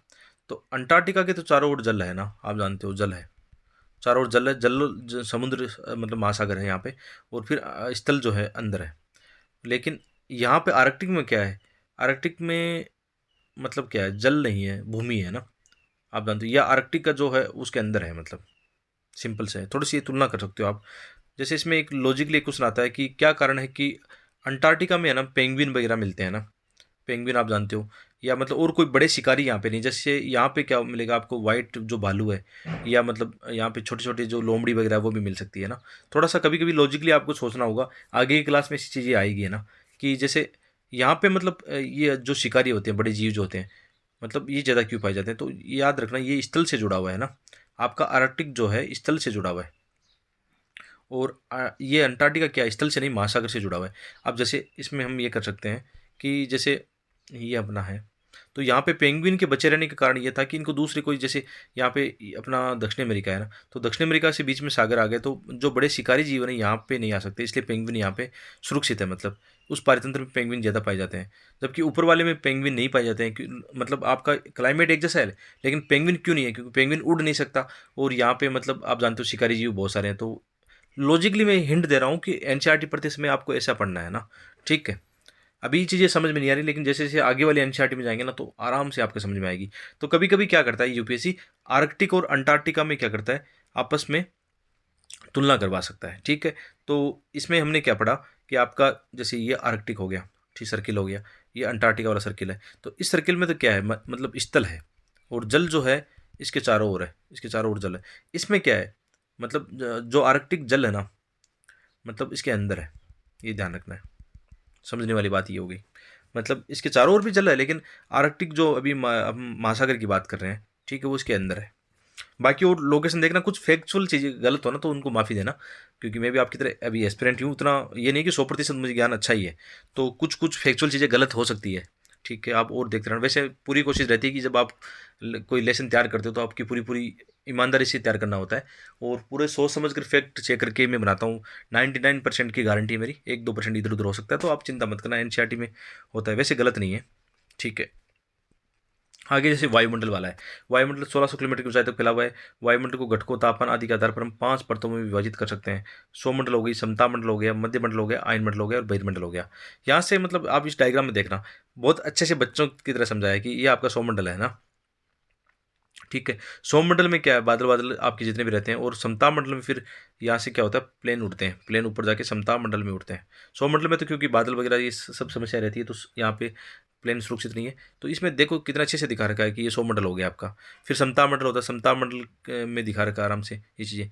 फिर मध्य मंडल में दिखा रखा है, फिर आयन मंडल में दिखा रखा है, आयन मंडल में देखो उपग्रह वगैरह दिखा रखा है ना, ठीक है। और बहिर्मंडल तो आ गया, इनको तो जो आगे की कक्षा है उसमें डिटेल से पढ़ेंगे। तो यहाँ पे तो सिंपल सा है कि मंडल बताएंगे, आपका ये सौमंडल हो गया। सौमंडल में जितने भी बादल, तूफान, चक्रवात रहते हैं वो हो गया। समता मंडल के अंदर ध्यान रखना कौन सी गैस है, ओजोन 3। ओजोन 3 भी है जो हमें बचाती है पराबैंगनी किरणों से। फिर मध्य मंडल हो गया। और आयन मंडल में क्या है, जितने भी हमारे ये संचार चीज़ें होती है ना, आयन मंडल में होता है इनसे, क्योंकि जैसे रेडियो तरंगें वगैरह वापस यहाँ से लौट के आ सकती है, तो आयन मंडल का इंपॉर्टेंट है। फिर बाद में बहिर्मंडल है। तो आपको यहाँ तो इतने मंडल ही याद रखने हैं, ठीक है, 6th क्लास की एनसीईआरटी पढ़ते समय। बाकी डिटेल में आगे दी हुई है, ठीक है। और ऊंचाई के हिसाब से इनमें घनत्व, तापमान में देखो, ये मतलब कॉन्सेप्ट है कि इस कॉन्सेप्ट को ध्यान रखना है कि जो जो हम ऊपर की ओर जाएंगे ना, तो घनत्व और तापमान दोनों कम होते चले जाएंगे, ठीक है। अब तापमान ऊपर कम क्यों होता चला जाएगा, तो याद रखना दोस्तों, पृथ्वी जो गर्म होती है ना, जैसे ये हमारी पृथ्वी, ऊपर से सन से जो एनर्जी आ रही है ना, तो इसकी वजह से गर्म नहीं होती। जो वापस लौट रही है ना, ठीक है, जो वापस तरंगे लौट रही है उनकी वजह से गर्म होती है। ये इंपॉर्टेंट है, क्योंकि जब सन की किरणें आ रही है ना, आते समय क्या होती है, जितनी भी ग्रीन हाउस गैस होती है इनको एब्जॉर्व नहीं करती है, लेकिन जब वापस लौटती है ना, तो ग्रीन हाउस गैस इनको एब्जॉर्व करती है, तो यही हमारे वायुमंडल को गर्म करती है। इसलिए तो ये कहते हैं ना कि जैसे जैसे ग्रीन हाउस गैसें ज़्यादा हो रही है ना, तो हमारा वायुमंडल भी ज़्यादा गर्म हो रहा है, और ये वैश्विक तापमान की समस्या आ रही है। इसलिए ऊपर की ओर तापमान कम होता चला जाता है, क्योंकि अधिकांश गैसें कहाँ पे, अधिकांश वायुमंडल कहाँ पे घना, हमारा 32 किलोमीटर तक घना है, उसके बाद में विरल होता चला जाता है। तो घनत्व और तापमान दोनों ऊपर कम होंगे, ठीक है। घनत्व कम होने के कारण क्या होता है कि पहाड़ों पर जो पर्वतारोही होते हैं ना, उनको सांस लेने में कठिनाई होती है, क्योंकि ऊपर जैसे जैसे जाएंगे तो घनत्व कम होगा, ऑक्सीजन की इनकी समस्या आएगी, इसलिए उनका मतलब सांस लेने में दिक्कत हो सकती है, घबराहट हो सकती है, ठीक है। ये कि एनसीईआरटी में जीव मंडल बता रखा है, ये आपका जल मंडल है, ठीक है। ये वायुमंडल है, और इसमें स्थल मंडल दिखा रखा है। और यहाँ पे ये सब मिलके क्या करते हैं, मतलब तीनों मिलके ही तो पारितंत्र का निर्माण करते हैं ना, इससे पारितंत्र नहीं बनता है। मतलब अलग अलग अपने आप में पारितंत्र नहीं होता, सब मिलके बनते हैं, स्थल मंडल, जल मंडल और वायुमंडल, ठीक है। ये अगला लेसन जैसे 6th लेसन है, इसमें कुछ स्थल रूपों को बता रखा है। कि जैसे इसमें देखो, मैंने पहले वो बोला था कि बॉक्स है ना इंपॉर्टेंट है, कि पहाड़ी क्या है, वह स्थलीय भाग जो आसपास की भूमि से ऊंचा उठा होता है, लगभग 600 मीटर से अधिक ऊंचाई को क्या बोलते हैं, खड़ी पहाड़ी को पर्वत कहा जाता है। तो सिंपल सा हो गया, जैसे आपकी ये पहाड़ी हो गई, ठीक है, और इसकी लंबाई यदि ऊंचाई जो है ना 600 मीटर से अधिक है, तो वो क्या कहलाती है, पर्वत कहलाता है, ठीक है। कुछ पर्वत इसमें दे रहेगा कि 8000 मीटर से भी ऊंचे, आप जानते हो उनके नाम, ठीक है। छोटी छोटी बातें इसमें बता रखी है। इसके अलावा पृथ्वी के स्थूल रूपों की बात करो, जैसे इसमें यह है कि आपके पृथ्वी के स्थूल रूपों की बात करें, तो पर्वत पठार मैदान कैसे बनते हैं ये आगे आने वाले समय में जैसे जैसे एनसीईआरटी की पता चल जाएगा आपको। वैसे जितने भी स्थल रूप बनते हैं आप जानते हो पृथ्वी की आंतरिक गतियों और बाह्य गतियों का परिणाम है। आपकी प्लेट विवर्तन की सिद्धांत हो गया, इसमें कितनी अपर्दन होता है, कितना निक्षेपण होता है। तो जितना भी आज पृथ्वी का आप रूप देख रहे हो ना, वो किस कारण है? पृथ्वी के आंतरिक बल, यानी पृथ्वी का आंतरिक बल कौन सा है? इसमें ज्वालामुखी हो गई, भूकंप हो गया ना, उसकी वजह से क्या होगा, कोई भी मतलब भूमि का स्थल रूप बनेगा। जैसे कोई पहाड़ बन गया ना, पर्वत बन गया, बाद में क्या होगा, उसका अपर्दन होगा, निक्षेपण होगा, तो वो क्या हो जाएगा, पहाड़ कट के मैदानों में बन जाएगा, घाटियां भर जाएगी तो मैदान बन जाएंगे। तो ऐसा चलता रहता है पृथ्वी पर, हमेशा से ये चलता रहता है कि पृथ्वी की आंतरिक और बाह्य शक्तियां क्या करती है, पृथ्वी को एक स्थल रूप का वर्तमान आकार प्रदान करती है। इस बात को ध्यान रखना है। या इसको ऐसे बोल सकते हैं, जैसे कि लॉजिकली बोल सकते हैं कि पृथ्वी का वर्तमान जो रूप है ना, किसका परिणाम है? आंतरिक और बाह्य बलों का समानुपाती परिणाम है, ऐसा बोल सकते हैं। ठीक है, पहाड़ी क्या है, अभी हमने बोल दिया, सामान्य ऊंची उठी हुई पहाड़ी है। पर्वत इसमें 600 मीटर से ऊंचा हो गया। स्थल संधि की हम पहले बात कर चुके हैं, दोबारा बात नहीं करेंगे। स्थल संधि से यहाँ पे लिखा हुआ है, पढ़ लेना कि स्थल संधि क्या है, दो जल राशियों को अलग करती है तथा दो स्थलों को जोड़ने वाली है। जल संधि क्या है, दो स्थलों को अलग करती है और दो जल राशियों को जोड़ती है। और विश्व में जहाँ जहाँ ऐसी है ना स्थल संधि और जल संधि है, उनका आप मैपिंग कर लेना अपनी। बहुत बड़ा यहाँ से क्वेश्चन आ सकते हैं, हर एक एग्जाम में ऐसे क्वेश्चन आते हैं जल संधियों का। यहाँ पे अच्छी अच्छी चीज़ें, मतलब कुछ चीज़ें दी हुई है, देखो इस मैप में थोड़ा जूम करते हैं। इसमें अच्छी चीज़ें क्या दी हुई है ये देखना आपको, ठीक है। यहाँ पे दिया हुआ है पर्वत हो गया आपका, पठार हो गया। पठार थोड़ा समतल होता है, पर्वत थोड़ा ऊंचा मतलब हो सकता है।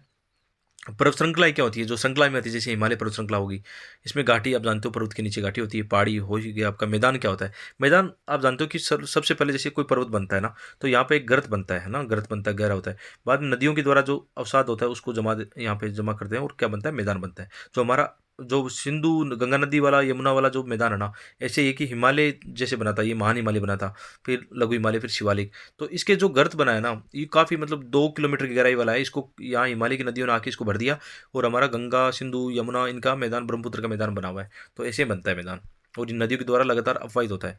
इसके अलावा नदी मोहना जानते हो, नदी मोहना मतलब जहाँ पे नदी का पानी समुद्र सागर में मिलता है। डेल्टा हो गया, डेल्टा मतलब जहाँ पे आप जानते हो डेल्टा के आकार का क्या होता है, जितने भी अपरदन होता है ना वो किनारों पर जम जाता है। सहायक नदी कौन सी होती है? मुख्य नदी में आके मिलती है, जैसे मुख्य नदी इसमें आके कोई मिलती है तो सहायक नदी हो गई। वितरिकाएं क्या होती है, जैसे ये मुख्य नदी है तो इसे अलग अलग बट गई ना, उसको बोलते हैं वितरिका। तो सहायक नदी और वितरिका वाला आ सकता है। सहायक नदी क्या है, जैसे एक मुख्य नदी है, इसमें कोई नदी आके मिलती है, सहायक नदी है, ये समझ लेना। वितरिका क्या है, जैसे ये मुख्य नदी है, इससे फिर क्या होता है, डेल्टा वगैरह के कारण क्या होता है, बीच में अवसाद जमा हो जाता है, नदी की स्पीड उतनी नहीं रहती, तो क्या होता है, इससे अलग होने लगती है, फिर उसको बोलते हैं वितरिकाएं। तो सहायक नदी आके मिलती है, अपना जल इसमें विसर्जित करती है। वितरिकाएं क्या करती है, अपना जल मुख्य नदी से निकालती है। तो ये अंतर हो गया। और इसमें दिया हुआ है जैसे स्थल संधि, ये यहाँ पे देखना, स्थल संधि, स्थल संधि का मतलब क्या है, देखो एक स्थल, एक छोटा सा कॉरिडोर है जो किसको मिला रहा है, दो मतलब द्वीपों को मिला रहा है, मतलब दो स्थलों को मिला रहा है, अलग कर रहा है जल राशि को। ठीक है, ये होगा, हो गया आपका स्थल संधि। जल संधि क्या है, देखो यहाँ पे जल संधि दिया हुआ है, इसमें देखना जल संधि क्या है। जल संधि दो वाटर बॉडीज को ऐड कर रहा है और अलग किसको कर रहा है, दो स्थल को ऐड अलग कर रहा है, ये ध्यान रखना है। तो छोटी छोटी बातें देखा करो। यहाँ पे वैसे मैंने समझा दिया, सफिशिएंट है, इतना काफ़ी है। जल संधि और स्थल संधि ऐसे कुछ आ सकते हैं बच्चों की तरह, आप ध्यान रखना इनको। जैसे यहाँ पे वापस बॉक्स आया है ना, बॉक्स मैंने सब ऐड कर दिए इनमें, ताकि आपको पता लगे कि यहाँ से कुछ आ सकता है। तो प्रशांत महासागर में स्थित मोनाकी पर्वत हवाई द्वीप पर स्थित है, सागर की सतह के नीचे स्थित है। इसकी ऊंचाई 10,205 मीटर एवरेस्ट से भी अधिक है। आप जानते हो कि जैसे कोई सागर है ना, ठीक है, सागर के अंदर पानी है, पानी के अंदर भी पहाड़ियाँ, कटक वगैरह होते हैं, ध्यान रखना, मैपिंग करते समय देख लेना है। तो हवाई द्वीप किसका है? हवाई द्वीप आप जानते हो अमेरिका का है ना, अमेरिका का कब्जा उस पर, या अमेरिका का एक मतलब राज्य है या उसका भाग है, ठीक है। तो आप ये लोकेशन जरूर देखना, मोनाकी पर्वत कहाँ पे है ना, प्रशांत महासागर में, यहाँ से क्वेश्चन आ सकता है। बॉक्स पर विशेष स्कोर करना है।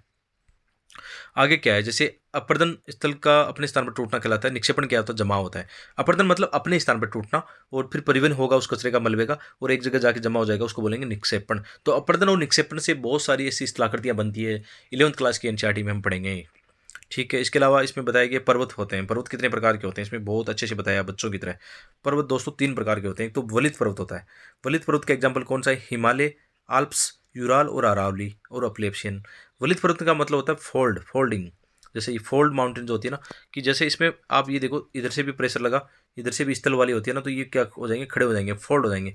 तो प्लेट विवर्तन सिद्धांत, फोल्ड कैसे बनता है, तो आपने प्लेट विवर्तन की सिद्धांत कभी पढ़ा होगा, नहीं पढ़ा तो मैं पढ़ा दूंगा आगे आगे आने वाली कक्षाओं में। प्लेट विवर्तन सिद्धांत में कहता है कि जब दो स्थल स्थल प्लेटें आपस में टकराती है, तो जैसे ये पार्ट है कोई है ना, तो ये टकरा रही है ना आपस में, तो यहाँ पे फोल्ड हो जाएगा। फोल्ड इनको बोलते हैं, फोल्ड माउंटेन, ठीक है। इनका एग्जाम्पल हो गया आपका ये।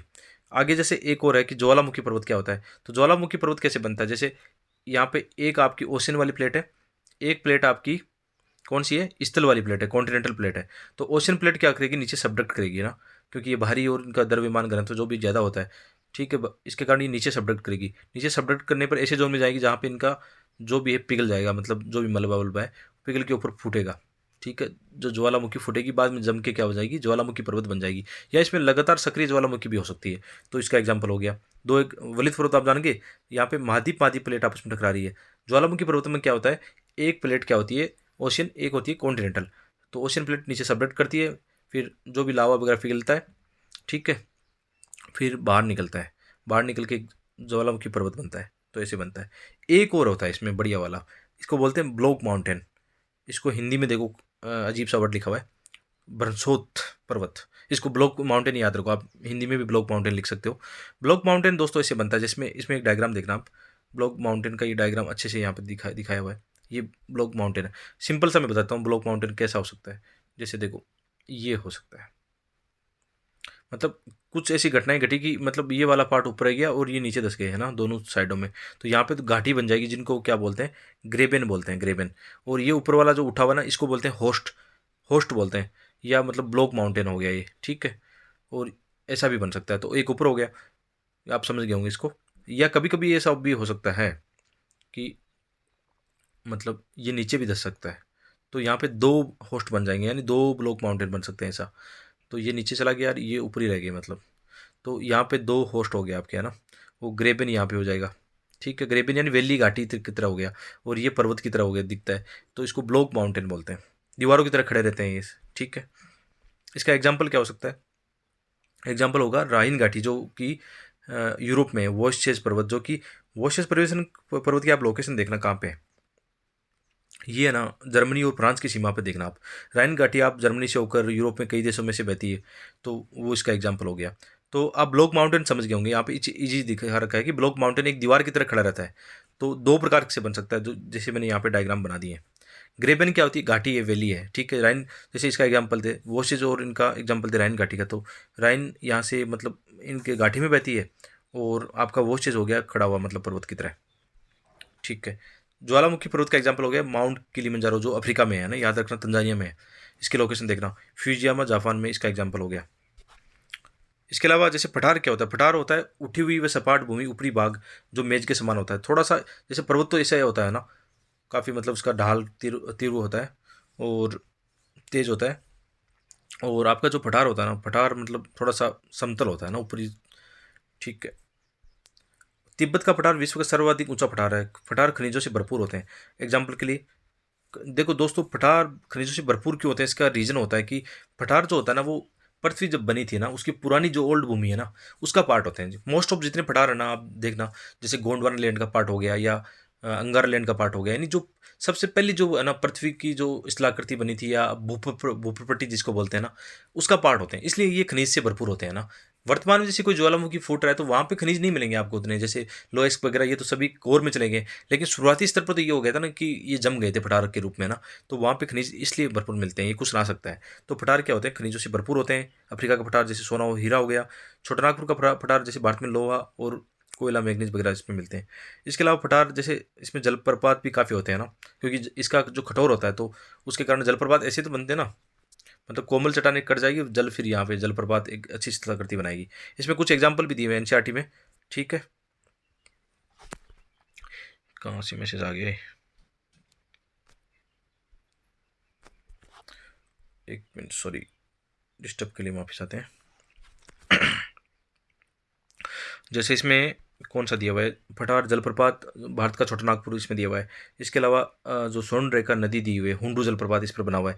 ये स्वर्ण रेखा नदी, ये जितने भी लोकेशन है ना, आप जरूर देखना दोस्तों। इसके अलावा जोग जलप्रपात, जो कि कर्नाटक में श्रावती नदी पर है, इस एनसीईआरटी में दिया हुआ है। तो मेरा ये कहने का मतलब है, जो भी जहाँ पे भी ज्योग्राफी की एनसीईआरटी में लोकेशन चीज़ आती है ना, उनको जरूर अपने मैप में कर लिया करो, ठीक है। आगे जैसे हम पढ़ेंगे, जैसे दोस्तों, जैसे ये क्वेश्चन यहाँ पे डायग्राम दिया हुआ है कि है ना, एक रस्सी से बना पुल होता है जो अरुणाचल प्रदेश में है ना, तो इससे संबंधित एक क्वेश्चन आपको पता है 2014 की प्री एग्जाम में आया था कि जीवित जड़ों से निर्मित पुल कहाँ पे बने हैं भारत में। तो इसमें आंसर था मेघालय। बहुत देखो 2014 में सिंपल सा क्वेश्चन आया कि जीवित जड़ों से निर्मित पुल कहाँ पे हैं? जीवित जड़ों का मतलब जानते हो ना, लिविंग जो पेड़ होते हैं ना, उनकी जड़ों को जोड़ के क्या करते हैं, पेड़ बनाते हैं। इसको आप गूगल या यूट्यूब करना, आपको अच्छा सा मिल जाएगा कि जीवित जड़ों से निर्मित पुल कहाँ पे है मेघालय में। तो ऐसा ही एनसीईआरटी में दे रखा है, रस्सी से बना पुल अरुणाचल प्रदेश में। देखो एक पुल यहाँ पे दिख रहा है, साफ तो नहीं दिख रहा होगा, लेकिन ऐसे क्वेश्चन आ जाते हैं कई बार, इसलिए मैंने यहाँ पे इनको ऐड किया है। इसके अलावा मैदान जानते हो, मैदान नदियों के द्वारा निर्मित होते हैं, और भारत में जैसे सिंधु गंगा ब्रह्मपुत्र और चीन की यांगत्से नदी का यहाँ पे एग्जाम्पल दिया है, तो मैपिंग जरूर करना है इसका, ठीक है। इसके अलावा जिसमें आप ज्वालामुखी इसमें पर्वत दिखाया हुआ है, और इसमें कोई खास नहीं है। जैसे इसमें थोड़ा सा ये है कि ज्वालामुखी में क्या निकलती है, राख वाष्प और गैस वगैरह इसमें निकलती है, इसमें डायग्राम में दिया हुआ है, उतना कोई खास इसमें है नहीं, ठीक है। जो भी अभी बात कर रहे थे मैपिंग की है, तो मैंने जानबूझ के यहाँ पे मैपिंग वाला ऐड कर दिया है, लेकिन सभी मैपिंग ऐड नहीं किए दोस्तों। जितनी भी मैपिंग आती है वो तो आप लोगों को करनी होगी। यहाँ मैंने जितनी कोशिश की उतने हिसाब से जोड़ने की कोशिश की है। रोकी पर्वत हो गया, एंडीज हो गया, मेजर नदी हो गया, प्लेसन पर्वत हो गया, वो जेस जो आपका पर्वत हो गया, राइन घाटी यहाँ पे होगी, यूराल पर्वत हो गया, अल्प्स पर्वत हो गया, यांगत्से नदी होगी, फ्यूजियामा यहाँ पे हो गया, तिब्बत का पठार हो गया, हिमालय हो गया, नील नदी हो गई, सारा, एटलस, किलिमंजारो। तो वीडियो को पॉज करना और ये देखना, और अपनी मैपिंग खुद करना। बहुत सारी मैपिंग आपको करनी है यहाँ पे, ठीक है। लास्ट में इसमें एक चैप्टर और दिया हुआ है, भारत का दिया हुआ है, तो यहाँ पे इसमें उतनी डिटेल नहीं है। याद रखना, सिक्स क्लास के एनसीईआरटी में जितनी डिटेल हमें एग्जाम में चाहिए उतनी डिटेल नहीं है, लेकिन जो भी डिटेल थी मैंने यहाँ पे ऐड कर दी है। और बाकी क्लास में क्या करेंगे, हम अच्छे से समझेंगे। यहाँ पे आपको क्या जानना है, आपको अक्षांश देशांतर जानना है। जैसे ये भारत का देशांतर हो गया, और ये भारत का यहाँ पे देशांतर, ये अक्षांश हो गया, ये जरूर जानना है आपको, ठीक है। तो भारत का कुल क्षेत्रफल यहाँ पे हो गया 32.8 लाख वर्ग किलोमीटर हो गया। उत्तर से दक्षिण में इसकी ये जाना 32 किलोमीटर है, ठीक है ये। और पूर्व से पश्चिम में ये हो गया आपका 2900 किलोमीटर चौड़ा हो गया। आगे जैसे इसमें ये जरूर जानना, ये जानबूझ के मैंने यहाँ पे क्यों डाला है कि जैसे आप जानते हो कि भारत से कर्क रेखा होके गुजरती है। कहाँ से गुजरती है, यहाँ से लगभग कर्क रेखा गुजरती है ना। तो ये जानना है कितने राज्यों से गुजरती है। क्वेश्चन ऐसा आ सकता है कि पूर्व से पश्चिम की ओर कर्क रेखा पर कौन सा राज्य स्थित है, या पश्चिम से पूर्व की ओर कौन से राज्य स्थित है, या ये भी आ सकता है कि कौन सी राजधानी सबसे नज़दीक है ना, या ये भी आ सकता है कि कौन सी राजधानी उत्तर में या दक्षिण में। तो ये यहाँ पे पूरा फैक्ट आपका क्लियर हो जाएगा। 8 राज्य हैं। यदि पश्चिम से शुरू करें तो गुजरात, राजस्थान, एमपी, छत्तीसगढ़, झारखंड, पश्चिमी बंगाल, त्रिपुरा और मिजोरम, ठीक है। और यदि आपको ये पूर्व से शुरू करना बोल दें तो मिजोरम, त्रिपुरा, कोलकाता, झारखंड, छत्तीसगढ़, भोपाल, राजस्थान और गुजरात, ऐसे क्वेश्चन आ सकते हैं दोस्तों। और मैंने राजधानी भी इनकी शामिल कर दी है, रांची इसके सबसे नज़दीक है ना। और उत्तर में राजधानी होगी आपकी जयपुर, यहाँ पे अगरतला और आइजोल, 3 राजधानी उत्तर में, बाकी जो 5 है वो दक्षिण में, ठीक है। ये मैं जानबूझ के बता रहा हूँ, यहाँ पे ऐसे क्वेश्चन आ सकते हैं, थोड़ा लॉजिकली सोचना इन चीज़ों के बारे में आप, है ना। इसके अलावा देर का प्रायद्वीप क्या होता है, स्थल का वह भाग जो 3 ओर से जल से घिरा हुआ है, प्रायद्वीप है। यानी जैसे भारत क्या है, प्रायद्वीप है ना, 3 ओर से जल से घिरा हुआ है, 1, 2 और 3, ठीक है। इसके अलावा जलोढ़ निक्षेप क्या होते हैं, ये नदियों द्वारा लाई गई बहुत ही महीन मिट्टी द्वारा निर्मित होते हैं, नदी बेसिन में निक्षेपित कर दी जाती है। आप जानते हो कि नदियाँ पहाड़ों से आती है, वहाँ से अपना जो भी कचरा लेकर आती है फिर जमा करती है, वही जलोढ़ निक्षेप है, ठीक है। हिमोड़ निक्षेप भी पढ़ा होगा आपने। हिमानी क्या करती है, अपर्दन करती है ना पर्वत क्षेत्रों में, वो जो कंकड़ पत्थर लेके आती है उनको हिमोड़ बोलते हैं। जलोढ़ क्या होता है, नदियों के द्वारा लाने वाला अपर्दन। सहायक नदी आप जानते हो कि एक मुख्य नदी में अपना जल विसर्जित करती है, वो सहायक नदी होती है, ठीक है। देखो एक नदी या सरिता जो कि मुख्य नदी में किसी भी तरफ से आकर मिलती है तथा अपने जल का मुख्य नदी में विसर्जित करती है। आज का लेसन बहुत बड़ा हो गया है, लगभग 1 घंटा होने वाला है, और लगातार मैं 1 घंटे से बोल रहा हूँ। मेरे पास यहाँ पे पॉज करने का मतलब ऑप्शन नहीं था, इसलिए लगातार ये लेसन मुझे पढ़ाना पड़ा। चलो कोई बात नहीं, कंटिन्यू करते हैं, थोड़ा सा बचा है 5-10 मिनट का। भारत का भौतिक विभाजन इसमें क्या है, ठीक है। ये यहाँ पे सिंपल दे रखा है, बाकी बड़ी क्लासों में हम पढ़ने वाले हैं। यहाँ पे तो नॉर्मल मैंने देने की कोशिश की, तो इतना काम करेंगे। इसमें पोलिप क्या होता है, प्रवाल होता है, ठीक है। इसमें दे रखा है बॉक्स में, गंगा व ब्रह्मपुत्र नदियाँ विश्व के सबसे बड़ा डेल्टा का निर्माण करती है, जिससे सुंदरबन डेल्टा कहा जाता है। इस डेल्टा की आकृति त्रिभुजाकार है। डेल्टा स्थल का वह भाग है जो नदी के मुहावने पर बनता है, जहाँ नदियाँ समुद्र में प्रवेश करती है। तो कोई सिंपल है, डेल्टा तो आप जानते हो, कोई खास इसमें है नहीं। इसके अलावा थोड़ा सा इसमें दे रखा है भारत की जलवायु, वनस्पति और वन्य प्राणी की। तो भारत की जलवायु कैसी है, उष्णकटिबंधीय जलवायु है, मानसूनी जलवायु है। मानसूनी जलवायु का मतलब क्या होता है, यहाँ पे पवनों का ऋतुओं के अनुसार परिवर्तन होता है, यानी 6 महीने ऊपर 6 महीने नीचे, स्थल से समुद्र की ओर, ठीक है। किसी स्थान की जलवायु उसकी स्थिति, ऊंचाई और सागर से दूरी के हिसाब से, ऊंचाई के हिसाब पर निर्भर करती है। जैसे एग्जांपल दे रखा है कि तटीय क्षेत्र में क्या होगा, तटीय क्षेत्र का जलवायु सम मध्यम रहेगी, वहाँ पे न ज़्यादा तापमान होगा न ज़्यादा सर्दियाँ होगी। मरुस्थल में क्या होगा, मरुस्थल में एक्सट्रीम सिचुएशन होगी, कभी सबसे कम तापमान कभी सबसे ऊंचा तापमान, ठीक है। ये हो जाएगी आपकी गर्म जलवायु, महाद्वीपीय जलवायु का एग्जाम्पल है, ये सागरीय जलवायु का एग्जाम्पल है। ऊंचाई के हिसाब से आप जानते हो कि जो जो हम ऊंचे जाते हैं ना, तापमान कम होता है तो वहाँ पर क्या होगा, बर्फ जैसी सिचुएशन होगी, ठंडी जलवायु होगी वहाँ पे। और कुछ जगह अत्यधिक वर्षा वाली है, जैसे भारत में चेरापूंजी और मोनचिनाब मेघालय पठार है, वहाँ पे विश्व की सर्वाधिक वर्षा होती है, 1100 सेंटीमीटर से अधिक। इसके अलावा प्राकृतिक वनस्पति इसमें दे रखी है कि प्राकृतिक वनस्पति क्या है, जो मानव की बिना सहायता से अपने आप उगती है, झाड़ी जंगल, वो होगी प्राकृतिक वनस्पति। अब भारत के अंदर जो प्राकृतिक वनस्पति है ना, वो आगे की क्लास में तो बहुत ज़्यादा डिटेल में, यहाँ पे छोटे रूप में, तो छोटे रूप में बात करेंगे कि उष्णकटिबंधीय वर्षा वन होते हैं। ऐसे वन कौन से होते हैं, यहाँ पे याद रखना, इंडिया का एक मैप बनाना और उसमें दिखाना है आपको, ठीक है। यहाँ पे शॉर्ट मैंने मैप बनाने की कोशिश की है कि जैसे उष्णकटिबंधीय वर्षा वन है, ये कह रहा है कि 200 सेंटीमीटर अधिक वर्षा में होगा, इसका मतलब यहाँ पे पश्चिमी घाट हो गया, आपका अंडमान निकोबार हो गया। तो ऐसे लोकेशन भर दोगे ना कि आपको थोड़ा आइडिया, थोड़ा कुछ कुछ यहाँ पे भी मिल सकते हैं कि यहाँ पे भी अच्छी बारिश है।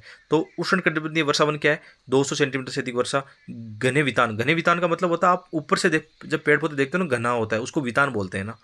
ऊंचाई के आधार पर हम देखेंगे, पेड़ घने पेड़ होते हैं, उनको वितान बोलेंगे। तो घने वितान हो गए आपके। इसके अलावा क्या हो गया, प्रकाश जमीन पर नहीं आ पाता है, सूर्य का प्रकाश जमीन पर नहीं आ पाएगा तो कंपटीशन होगा, कंपटीशन होगा तो पौधे क्या करेंगे, इनमें लंबाई बढ़ेगी। इसलिए तो जानते हो ना, सबसे ज़्यादा वर्षा वन जो होते हैं ना आपके, उनकी लंबाई सबसे ज़्यादा होती है, ऊंचाई सबसे ज़्यादा होती है, ठीक है। सदाबहार वन होते हैं। सदाबहार वन का मतलब ये नहीं कि पत्तियां कभी नहीं गिराते हैं, अलग अलग समय में गिराते हैं तो पता नहीं चलता, हम हमेशा हरे रहते हैं। याद रखना, ये फैक्ट है। बहुत लोगों को ये मालूम नहीं होता कि सदाबहार वन, वो ऐसा सोचते हैं कि सदाबहार वन तो कभी पत्तियां गिराते नहीं है, गिराते हैं दोस्तों, लेकिन अलग अलग समय में गिराते हैं, इसलिए वो हमेशा हरे नजर आते हैं। चौड़ी पत्ती वाले होंगे। आप जानते हो वर्षा वन क्या है, वर्षा वन चौड़ी पत्ती वाले होते हैं। क्यों होते हैं, पानी की मात्रा ज़्यादा है, एक्स्ट्रा जो पानी होता है ना, अपनी पत्तियों के माध्यम से वाष्पीकृत करते हैं। जबकि यही यही चौड़ी पत्ती वाला पेड़ आप डेजर्ट में लगाओ, डेजर्ट में लगाओगे तो क्या होगा, जल्दी समाप्त हो जाएगा, क्योंकि वाष्पीकरण होने से पेड़ खत्म हो जाएगा। तो डेजर्ट में क्या होगा, छोटी छोटी पत्तियाँ होगी। ये पढ़ना है आपको, ऐसे एग्जाम्पल देके। इसके प्रमुख वृक्ष कौन से हैं, महोगनी, अबनी और रोजवुड। प्रमुख क्षेत्र पश्चिमी घाट, अंडमान निकोबार, हमने अभी देख लिया। ये मैपिंग जरूर करनी है आपको, जैसे वर्षा वन जितने भी हैं इनकी मैपिंग करना है। इसके अलावा उष्णकटिबंधीय पतझड़ वन। पतझड़ वन वो है जो कि मतलब ग्रीष्म ऋतु आते ही अपने पत्ते गिरा लेते हैं, इनको मानसूनी वन भी बोलते हैं। जैसे भारत में कौन से, साल, सागवान, नीम, पीपल, भारत में अधिकांश सबसे ज़्यादा यही पेड़ है भारत में, ठीक है। मध्य भारत में आपका इसमें विस्तार हो गया और ये पेड़ पौधे हो गए, और इस तरह के दिखते हैं कि इसकी पत्तियाँ क्या होती हैं, मध्यम आकार की होती हैं, लेकिन ये पतझड़ आने पर मतलब ये पीले नजर आते हैं।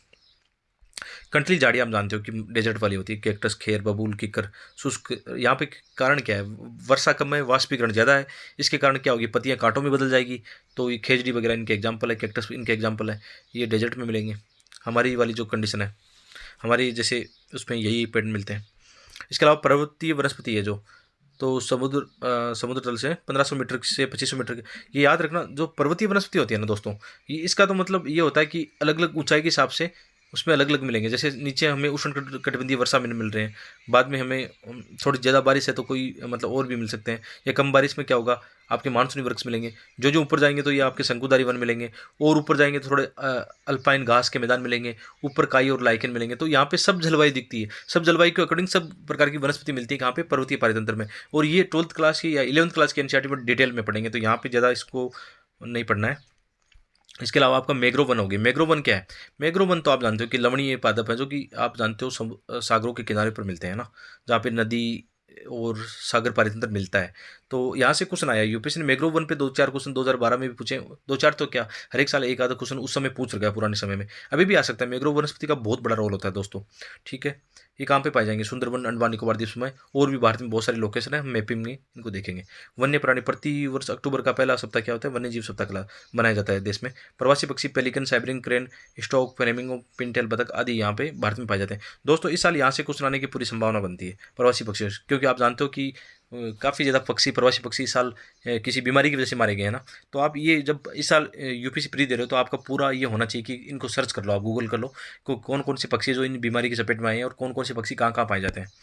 तो ये हमारी 6th क्लास की एनसीईआरटी आज पूरी होती है। आप सब लोगों को बहुत बहुत धन्यवाद। लेसन पसंद आए तो लाइक करना। Thank you.